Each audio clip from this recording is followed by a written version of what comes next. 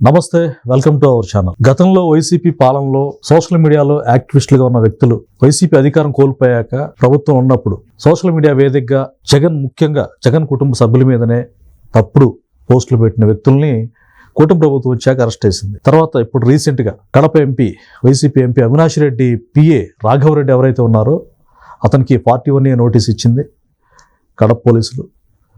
అతను విచారణకి ఆదేశించారు, విచారణకు అటెండ్ అయ్యారు. దీనికి సంబంధించి మనతో మాట్లాడడానికి senior political analyst Madhusudan Reddy గారు ఉన్నారు. ఆయన అడిగి 12 నిమిషాలు డిస్కస్ చేద్దాం.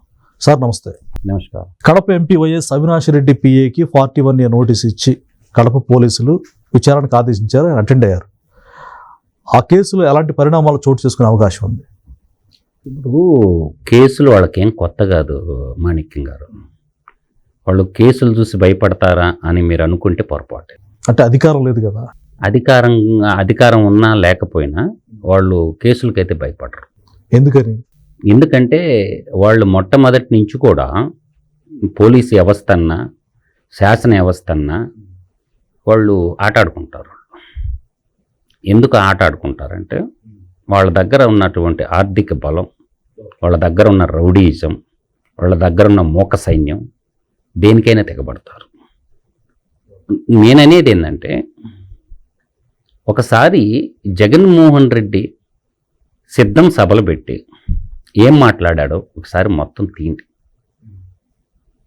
సమాజంలో ఉన్నటువంటి ఇంటలెక్చువల్స్ ఒక సీడీ తయారు చేయండి. అంటే లాయర్లు కావచ్చు, డాక్టర్లు కావచ్చు, జడ్జీలు కావచ్చు, అంటే అన్ని రంగాల్లో నిష్ణాతులైనటువంటి కొంచెం జ్ఞానం ఉండేవాళ్ళు ప్రవచనాలు. నా ఉద్దేశం ఏంటంటే, జగన్మోహన్ రెడ్డి పబ్లిక్ మీటింగ్లో ఏమేమి మాట్లాడాడు ఆ మాటలన్నీ తీసి ఎడిటింగ్ చేసి CGI గారికి ఇస్తే అప్పుడు తెలుస్తుంది ఆర్టికల్ 19 దమ్మేంటి, సబ్ క్లాస్ 2 అని చెప్తుంది. రాజ్యాంగానికి విరుద్ధంగా ఆయన మాట్లాడారా? చాలా ఘోరంగా మాట్లాడాడు. అట్లా కాదు, అసంబద్ధమైనటువంటి భాష. అంటే ఒక రకంగా యమపాసం ఏంటంటే వాళ్ళ భాష. మన స్వచ్ఛమైనటువంటి మన తెలుగు భాషని కూనీ చేసి ఆ భాషలో ఆయన మాట్లాడినటువంటి మాటలు ప్రేరణగా పొందారు వాళ్ళ కార్యకర్తలు. కాబట్టి ఒక పార్టీ అధ్యక్షుడు, ఒక రాష్ట్రానికి ముఖ్యమంత్రి ఆ విధంగా మాట్లాడినప్పుడు కింద ఉన్నటువంటి వాళ్ళ కార్యకర్తలు, నేను అదే చెప్తా ఇప్పుడు కూడా, ఆవు చేలో మేస్తే దూడ గట్టును మేయదు, దూడ కూడా చేలోనే మేస్తుంది మాణిక్యంగా. ఆ విధంగా అసలు అరెస్ట్ చేయాల్సిందే జగన్మోహన్ రెడ్డిని. ఈ చిన్న చిన్న వాళ్ళని అరెస్ట్ చేయటం కంటే జగన్మోహన్ రెడ్డిని అరెస్ట్ చేయాలి. అంటే ఎందుకని? న్యాయ వ్యవస్థ కూడా జగన్మోహన్ రెడ్డి విషయంలో టచ్ మీ నాట్ అని అంటుంది, నాట్ బిఫోర్ అంటున్నారు. ఎందుకని? అసలు ఇందాక మీరు చెప్పినట్టుగా ఆయన అన్నిటికీ తెగిడ్చున్నాడు, కేసులు ఆయన ఏం చేయలేవని మీలాంటి అనలిస్టులు కూడా చెప్తా ఉన్నారు. అంటే అసలుగా దేశం మొత్తం ఆయనకి భయపడటేనా? భయపడటం ఏం లేదు, కానీ వ్యవస్థలో సక్రమంగా పనిచేస్తే, వ్యవస్థలన్నీ సక్రమంగా పనిచేస్తే జగన్మోహన్ రెడ్డి సినిమా ఎప్పుడు అయిపోవాలి. ఎందుకు పనిచేయట్లేదు అంటారు? అంటే వ్యవస్థలు పనిచేయకపోవటానికి మన చట్టాల్లో ఉన్నటువంటి లొసుగులు, మన చట్టాల్లో ఉన్నటువంటి లోపాలు, మన చట్టాల్లో నాకు భావ ప్రకటన స్వేచ్ఛ ఉంది కదా అని అంటే, ఆర్టికల్ 19 ప్రకారము వార్తాపత్రికలు నచ్చినా, యూట్యూబ్ ఛానల్ నచ్చినా నేను మాట్లాడినా, కానీ ఆర్టికల్ 19లోనే 1-2 సబ్సెక్షన్ 2 చదవమనండి, అప్పుడు అర్థమవుతుంది. అందులో ఉండేది ఏంటంటే, ఎదుటి వ్యక్తిని సైద్ధాంతికమైనటువంటి నైతికపరమైనటువంటి విమర్శలు చేయొచ్చు. నీ ఇష్టం తిట్టానంటే తిట్టమంటే కుదరదు, పనిషబుల్ చేయమనే ఉంటుంది. వ్యక్తుల వ్యక్తిగత మనోభావాలు దెబ్బతినే విధంగా. మనోభావాలు అంటే అర్థం ఏంటంటే, నీకు ఒక విషయం నిజాన్ని చెప్పటం వేరు, అబద్ధం చెప్పటం వేరు. బూతులు తిట్టడం వేరు, సంస్కారం అంత భాష.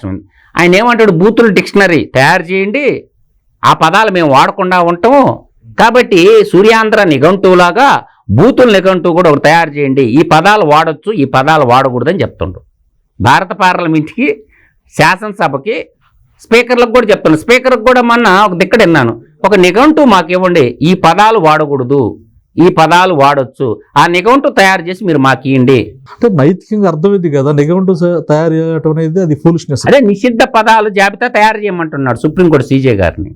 అన్ని భాషల్లో, తెలుగు భాషలో నిషిద్ధ పదాల జాబితా తయారు చేయండి, పబ్లిక్ మీటింగ్లో కానీ తర్వాత ఎక్కడ ప్రవచనాల్లో కానీ ఈ పదాలు వాడకూడదని చెప్పి నిఘంటు జాబితా, బూతుల నిఘంటు నిషిద్ధ పదాల జాబితా తయారు చేయమని అడుగుతుండు పరోక్షంగా. అంటే గతంలో ఎప్పుడు ఎవరు కూడా అడగలేదు. ఒకటి అంటే వైఎస్ఆర్సీపీ ఆంధ్రప్రదేశ్లో అధికారంలోకి వచ్చిన తర్వాతనే ఈ పదాలకి ఒక కొత్త బలం వచ్చిందని చెప్పొచ్చు. అంటే పదాలు బాగా ఫోకస్డ్గా మాట్లాడారు. ఫోకస్ కాదు, ఈ సంఘ విద్రోహ శక్తులు మాట్లాడేటటువంటి భాష, ప్రజాప్రతినిధులు మాట్లాడాల్సి ఉన్న సంస్కారవంతులు, ఒక ప్రజాప్రతినిధులు కాదు సంస్కారవంతులు మాట్లాడాల్సినటువంటి భాష కాదు. అంటే చట్టసభలు అంటే గతంలో చూసాం, ఎంతో పద్ధతిగా ఒక మాట అంటేనే ముఖ్యమంత్రులు రిజైన్ చేసినటువంటి రోజులు మనం చూసాం. కానీ ఇక్కడ డైరెక్ట్గా నిండు అసెంబ్లీలో, దేవాలయం లాంటి అసెంబ్లీలో కొడాలి నాని లాంటి వాళ్ళు అంటే ఏకంగా అసలు మన నోటితో ఉచ్చరించిన పదాలు మాట్లాడడాన్ని మనం ఏ విధంగా చూడాలంటారు? నేను స్పీకర్ నిర్ణయం తీసుకోవచ్చు. ఇప్పుడు స్పీకర్ కొన్ని పవర్స్ ఉంటాయి. వాళ్ళు అనుకుంటుండేది ఏంటంటే హౌస్లో ఏది జరిగినా అది కోర్టు పరిధిలోకి రాదు అని అనుకుంటున్నారు. అల్టిమేట్గా ప్రజాప్రాతినిధ్య చట్టం చెప్పిన స్పీకర్ ఒక జడ్జి స్థానంలో ఉంటారు మాణిక్యం గారు. ఆ రికార్డులన్నీ బయటికి తీసి నాకు తెలిసి వాళ్ళు డిలీట్ చేసి ఉంటారు. అక్కడ ఉన్నటువంటి కార్యదర్శి ఉంటాడు, శాసనసభ కార్యదర్శి అని ఉంటారు, వీళ్ళు మాట్లాడిన మాటలన్నీ డిలీట్ చేస్తుంటారు. అంటే ప్రభుత్వంలో వాళ్ళ స్పీకర్ ఉన్నారు కదా, సో స్పీకర్కి ఆ రైట్ ఉంది. స్పీకరు అంటే శాసనసభ నియమ నిబంధనలకు విరుద్ధంగా మాట్లాడిండు కాబట్టి ఇప్పుడున్న స్పీకర్ అయినా అప్పుడు జరిగిన మాట్లాడిన దాన్ని సమీక్షించవచ్చు. పిలిపించి స్పీకర్ కోర్టుకు పిలిపించి బాబు సమాధానం చెప్పమంటాడు. ఇప్పుడు భూ సమస్య వస్తే ఎంఆర్ఓ కోర్టు పెడతాడు, రెవెన్యూ కోర్టు అంటారు చూసారా, మీరు బాగా గుర్తు చేసుకుని ఆర్డీఓ కోర్టు అంటారు. తర్వాత జాయింట్ కలెక్టర్, వాళ్ళకి జ్యుడిషియల్ పవర్స్ ఉంటాయి కాబట్టి ఎంఆర్ఓ కోర్టు, ఆర్డీఓ కోర్టు, తర్వాత ఏంది డిస్టిక్ భూములకు సంబంధించి జాయింట్ కలెక్టర్ కోర్టు పెడతారు. ఆ విధంగా కాకపోతే మళ్ళీ సివిల్ కోర్టుకు పోతారు. ఇట్లా నేనంటుండే వ్యాలిడ్ పాయింట్ ఏంటంటే స్పీకరు ఆ రోజు మాట్లాడిన మాటల మీద సమీక్ష జరపవచ్చు. ఆ ఫుల్ రైట్ స్పీకర్కు ఉంది. ఆ నిబంధనల ప్రకారమే నోటీస్ ఇచ్చేసి, మాజీలైనా సరే నోటీసులు ఇచ్చి పలానా డేట్ రోజు నువ్వు అసెంబ్లీలో ఇది మాట్లాడావు కాబట్టి దీనికి సమాధానం చెప్పు, నీ అభిప్రాయం ఏంటి అని అడిగినప్పుడు అది నైతికతంగా అతనికి శిక్షించమని అరెస్ట్ వారెంట్ ఇష్యూ చేయొచ్చు, జైలు. కాకపోతే ఏమనంటే రాజకీయాల్లో కాస్త ఎక్కువ తక్కువ అని ఒకరిని చూసి ఒకరు ఇటువంటి లాంగ్వేజ్ మాట్లాడటం మన ఉభయ తెలుగు రాష్ట్రాల్లోనే అధికమైందని మాత్రం చెప్పగలను. ఈ భారతదేశం అన్ని శాసనసభల్లో లేదు ఈ విధంగా. మన ఉభయ తెలుగు రాష్ట్రాల్లోనే ఈ పోకడ అధికంగా ఉంది. అది కేసీఆర్ స్టార్ట్ చేసిండు, ఆడ కలికాల జగన్నాథుడు ఇంప్లిమెంటేషన్ చేసిండు. తెలంగాణ ఉద్యమంలో కేసీఆర్ స్టార్ట్ చేసిండు ఆ పదజాలాన్ని. కాకపోతే అది జగన్నాథుడు దాన్ని కూడా నమ్ముకున్నాడు, సూచనలు సలహాలు అందించుండొచ్చు కేసీఆర్ అంటే తిట్టమని చెప్పుకున్నాడు. అంతిమంగా ప్రజలకు నచ్చలేదు కాబట్టి వాళ్ళని ఓడించారు. అయితే నా పాయింట్ ఏంటంటే ఇప్పుడు మొన్న వర్ర రవీందర్ రెడ్డిని సోషల్ మీడియాలో జుగుప్సాకరమైన పోస్టులు పెడుతున్నందుకు అరెస్ట్ చేశారు. ప్రస్తుతం అతను రిమాండ్లో ఉన్నాడు. అయితే ఇప్పుడు గతంలో వర్ర రవీందర్ రెడ్డి మాటలు మనం గుర్తు చేసుకోవాల్సిన అవసరం ఉంది. ఆయన ఏమన్నారంటే, నా సొంతగా నేను పెట్టలేదండి, పోలీసు విచారణలో నా సొంతగా పెట్టలేదు, అవినాష్ రెడ్డి పిఏ నాకు ఇస్తే, రాఘవరెడ్డి ఇస్తే నేను వాటిని పోస్ట్ చేశానని చెప్పేసి విచారణలో వెల్లడించాడు. ఇప్పుడు అతన్ని అరెస్ట్ చేశారు. అంటే అవినాష్ రెడ్డి పేరు ప్రస్తావించే అవకాశం ఉందా, లేకపోతే ఇతన్ని ఇప్పుడు అరెస్ట్ చేస్తారా రాఘవరెడ్డిని, అవినాష్ రెడ్డి పిఏని? పోలీసులు విచారణ అనంతరం అతను అరెస్ట్ చేసే అవకాశాలు ఉన్నాయా? ఖచ్చితంగా ఆర్గనైజ్డ్ క్రైమ్ ఇది. సో ఆర్గనైజ్డ్ క్రైమ్ కింద వీళ్ళందరిని అరెస్ట్ చేస్తారు, ఎవరిని వదలరు. అంటే ప్రజలకు కూడా తేడా తెలవే అవకాశం ఉంది, ఇది జగన్మోహన్ రెడ్డి నుంచి వచ్చిందే అని. ఈ ఆర్గనైజ్డ్ క్రైమ్ అందువల్ల ఇదేంటంటే ఈ ఆర్గనైజ్డ్ క్రైమ్ కింద ఆ ఫీల్డ్లో ఎవరైతే పనిచేశారో మరి దారుణంగా మాట్లాడటం. ఇప్పుడు పోసాని మురళి ప్రెస్ మీట్ పెట్టి హైదరాబాద్ ప్రెస్ క్లబ్లో దారుణంగా మాట్లాడారు, క్షమించరాని నేరం చేశారు. కాబట్టి అటువంటి భాషని ఎవరు కూడా అంగీకరించరు. న్యాయమూర్తులు అందరూ కూడా వీటన్ని కోడీకరించి ఇప్పుడున్నటువంటి అడ్వకేట్ జనరల్ గారు దాన్ని మన అత్యున్నత న్యాయస్థానం హైకోర్టు కాబట్టి ఆ భాషని వేషాలని అన్నిటిని కూడా ఆయన ముందు పెట్టి సార్ ఇది దాన్ని ఒకవేళ భాషలో భావం అంతా ఒకటి, ట్రాన్స్లేషన్ ఇంగ్లీష్లోకి తెలిసి ఇంగ్లీష్లో వచ్చి దాన్ని బహిర్గతం చేయటం వల్ల సంఘాన్ని సంస్కరించకపోతే వాళ్ళందరూ తప్పించుకోలేరు. అందువల్ల ఏంటంటే ఇక్కడ వ్యక్తుల కంటే వ్యవస్థ ముఖ్యం.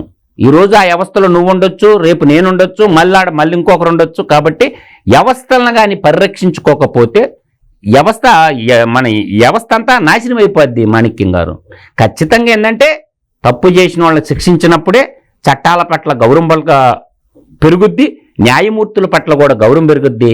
అందువల్ల న్యాయస్థానాలు కొరడా రులిపించాల్సిన సమయం ఆసన్నమైనది.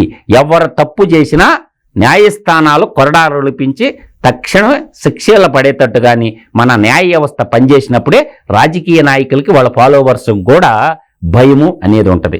చట్టాలంటే భయం అనేది రావాలి.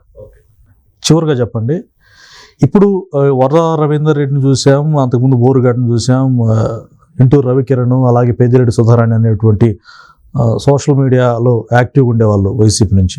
అయితే ఇప్పుడు అవినాష్ రెడ్డి పిఏని అరెస్ట్ అవ్వడం తర్వాత ఇప్పుడు అతను గనక నోరు విప్పితే, అంటే పోలీసులు వాళ్ళ శైలిలో క్వశ్చన్ చేస్తే అవినాష్ రెడ్డి పేరు, భారతిరెడ్డి పేరు, జగన్మోహన్ రెడ్డి పేరు కనుక అతను విచ్చరిస్తే, ఇందాక మీరు అన్నట్టుగా చట్టాల్లో ఉన్న లోపాలని వాళ్ళు అడ్డు పెట్టుకొని మనుగడ సాగిస్తూ ఉన్నారు అని ఇప్పుడు ప్రజలందరికీ తేడతెల్లంగా ఇది వీళ్ళే ఉండి చేయించారు, అంటే చెల్లిని తల్లిని కూడా బూతులు తిట్టించింది జగన్మోహన్ రెడ్డి, భారతిరెడ్డి, అవినాష్ రెడ్డి అని తేడతెల్లం అయితే రేపు సరే జమిలి ఎన్నికలు అంటున్నారు, మేము మళ్ళా గెలుస్తూ ఉంటున్నారు, ప్రజల్లోకి ఓట్లు ఆడడానికి వెళ్ళే పరిస్థితి ఉంటుందా? వీళ్ళకి రాజకీయాలు చేసే అవకాశాలు ఉంటాయా? నేను అనేది ఏంటంటే కుటుంబ సమస్య రాష్ట్ర సమస్యగా మలుచుకోకూడదు. అట్లాంటి కాదు, అంటే అన్నే ఇలాంటి నీచమైన పదాలు మాట్లాడిచ్చాడా అనేది నైతికంగా ఎలా వెళ్ళగలుగుతుంది? అది కుటుంబాన్ని ప్రేమించేటటువంటి వాళ్ళు, అన్నా చెల్లెళ్ళ బంధం అంటే ఏంది, తల్లి కొడుకు బంధం అంటే ఏంది, బంధాల్లో బాండింగ్ ఉండేవాళ్ళు బాధపడతారు. వాళ్ళు తుఫు అని మొఖాన వస్తారు, ఇంట్లోకి వస్తే కళ్ళాప నీళ్ళు చల్లుతారు. అంటే తోడబుట్టిన చెల్లెళ్ళకి, పేగుబంచిచ్చినటువంటి తల్లికి న్యాయం చేయలేనోడు రాష్ట్ర ప్రజలకు ఏం న్యాయం చేస్తాడనేటువంటి భావన ప్రజల్లోకి వెళ్ళిపోబట్టే మొన్న 2024లో జరిగిన జనరల్ ఎలక్షన్లో ఆడబిడ్డలుగా ఉన్న ప్రతి ఒక్కరూ ఛీ ఈడా మనం ఇంతకాలం ప్రేమించింది, ఛీ ఈడా రాజశేఖర రెడ్డి కొడుకో అని చెప్పి ఆడవాళ్ళందరూ కూడా గ్రహించుకొని ఆ పల్లెల్లో వాళ్ళ మాలాగా బయటకు వచ్చి మాట్లాడలేకపోవచ్చు, కానీ ప్రతి గడపకెళ్ళండి ఏమని మాట్లాడుకుంటారంటే పెళ్ళిళ్ళకు పోయిన కాడ, కర్మలకు పోయిన కాడ 10 మంది గుమ్మి కూడిన తర్వాత తోడబుట్టిన అప్పజల్లుళ్ళకి, పేగు పెంచిచ్చిన కన్న తల్లికే న్యాయం చేయలేనోడు ఇంకా రాష్ట్రానికి ఏం చేస్తాడరా బాబు న్యాయము, పోరా బాగా మాట్లాడినమని అంటారు. అందువల్ల పరువు ప్రతిష్ట అనేది ఒకసారి పోయిన తర్వాత మసకబారి తిరిగి రావు. నువ్వు ఎన్ని మాయ మాటలు, ఎన్ని కాకర మాటలు చెప్పినా ప్రజలు నమ్మే పరిస్థితుల్లో లేరు. ప్రజలందరూ కూడా రాష్ట్ర సర్వతోముఖాభివృద్ధి కోరుకుంటున్నారు. రాష్ట్రం బాగుపడాలని ప్రజలందరూ ఏకవాక్య తీర్మానం, కులాలకు అతీతంగా, మతాలకు అతీతంగా రాష్ట్రం బాగుపడాలని ప్రతి ఒక్కరూ 6 కోట్ల ఆంధ్రులందరూ కోరుకుంటున్నారు. రాష్ట్రం బాగుపడాలా ఇదే పదం వినిపిస్తుంది. ఓకే, ఇది అంటే జగన్మోహన్ రెడ్డి వ్యక్తిత్వం ఇప్పటికే ప్రజలకు అర్థమైపోయింది. నా అక్క చెల్లెమ్మలు అన్నప్పటికీ కూడా ప్రజలు నిజాన్ని గ్రహించబట్టే 11 సీట్లకు పరిమితం చేసి ప్రతిపక్ష హోదా కూడా తెచ్చుకోలేకపోయారని చెప్పేసి మధుసూదన్ రెడ్డి గారు చెప్తున్నారు. మరొక వీడియోతో మళ్ళీ కలుద్దాం. నమస్కారం.